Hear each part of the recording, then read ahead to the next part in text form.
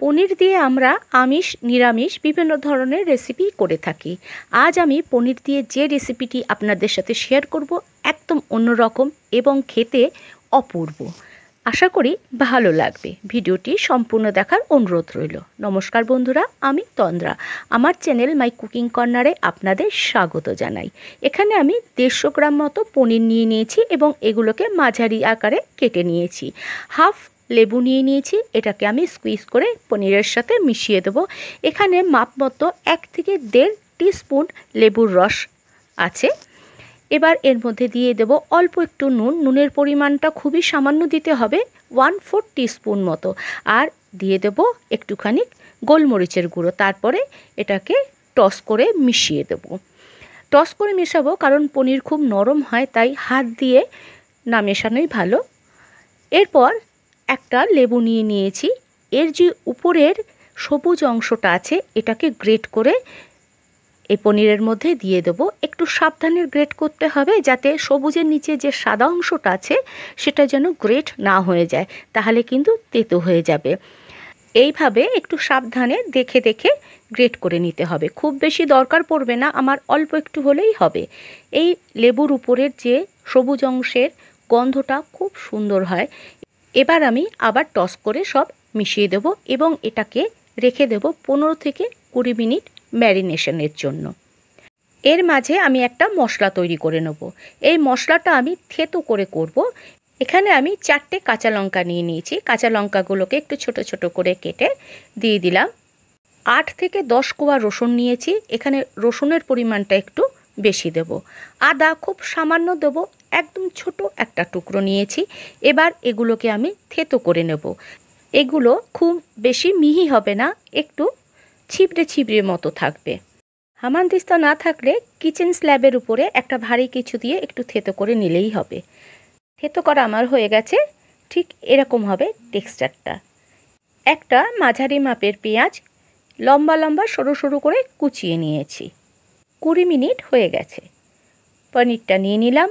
এবার কর্নফ্লাওয়ার অল্প অল্প করে ছেটাবো পনিরের উপরে এবং টস করতে থাকবো। একবারে খুব বেশি কর্নফ্লাওয়ার দিয়ে দেব না, যাতে চারিদিকে কর্নফ্লাওয়ারটা ভালোভাবে লেগে যায়, তার জন্য অল্প অল্প করে দেব এবং টস করতে থাকবো। এখানে প্রায় 1 থেকে 1.5 টেবিল চামচ মতো কর্নফ্লাওয়ার লেগেছে আমার এগুলোকে ভালোভাবে কোট করার জন্য। এইভাবে আস্তে আস্তে একটু ধৈর্য ধরে টস করে করে আমি কোটিংটা করে নিয়েছি।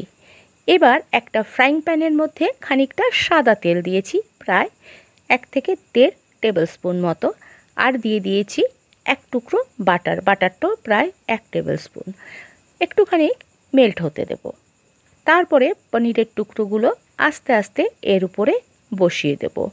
বন্ধুরা, আপনি যদি আমার ভিডিওটি প্রথম দেখে থাকেন তাহলে চ্যানেলটা সাবস্ক্রাইব করে পাশে থাকা বেল বাটনটি একটু প্রেস করে দেবেন আমার নতুন ভিডিওর আপডেট পাওয়ার জন্য।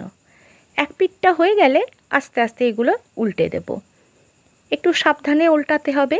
নতুন পুরনো সকল বন্ধুদের কাছে আমার অনুরোধ রইল ভিডিওটি একটু লাইক শেয়ার এবং একটা কমেন্ট করে একটু পাশে থাকার, একটু সাপোর্ট করার। আমি সবগুলো পনির উল্টে দিয়েছি।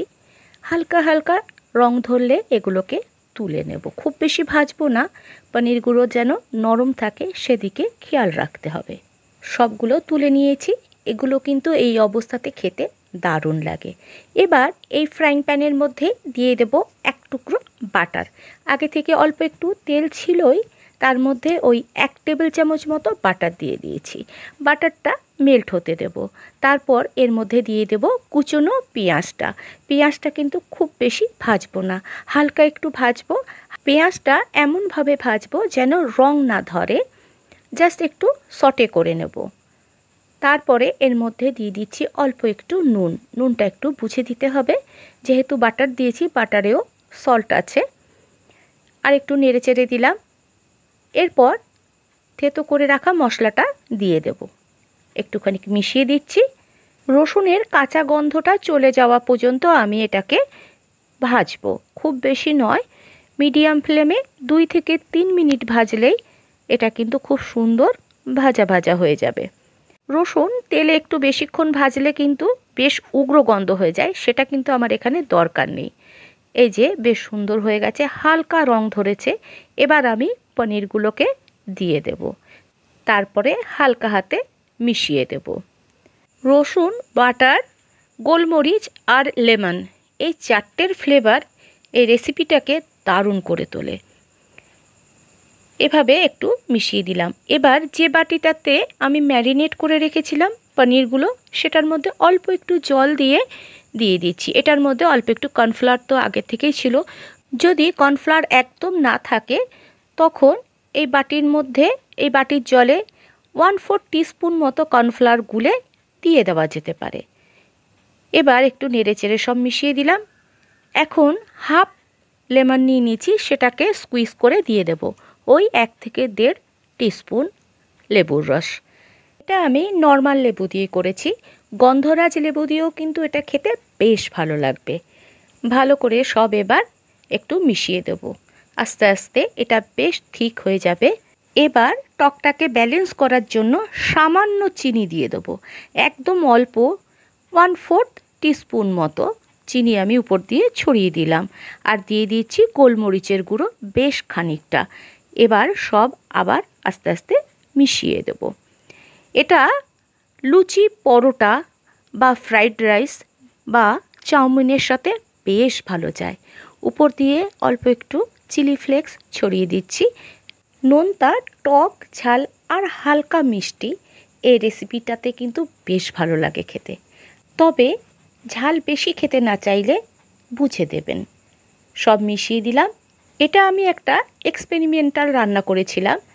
বাড়ির লোকেদের এত ভালো লেগেছে এটা খেয়ে যে পনির বাড়িতে এলে এটা আমাকে প্রায় করতে হয়।